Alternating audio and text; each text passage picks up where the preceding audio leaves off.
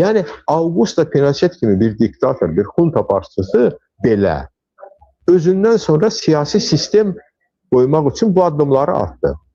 Mən anlamıram, İlham Əliyev neçə yüz il hakimiyyətdə oturmağa çalışır ki, hazırlaşır ki, o ölkədəki siyasi sistemi yerlə yeksan eləyir. Mən demirəm o ideal siyasi sistemdir.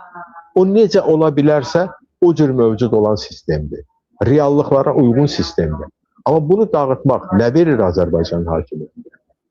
Bəs bunun səbəbi nədir ki, bax, bu prosesə start görülübdür? Bir səbəbini dedim, təbii ki, bu geosiyasi mübarizədir. İkinci səbəbi iqtisadi vəziyyətdir. Azərbaycanda görün nə baş verir. Azərbaycan mediasında hər halda çalışıram, inanım o məlumata. Əvvəlcə deyirlər, Azərbaycan Monqolistandan ət ithal edir. İndi deyirlər, Somalidən də ithal edir. Əzizlərim, Somali acılıqdan əziyyət çəkən bir ölkədir. Görün, Azərbaycan nə gün də olmalıdır ki, Somalidən ət ithal eləsin. Bu biabırçılıqdır, əgər bu həqiqətdirsə. Bəs nədir bunun səbəbi? Bunun səbəbi ölkədə aparılmış, ümumi şəkildə desək, yanlış iqtisadi siyasətdir.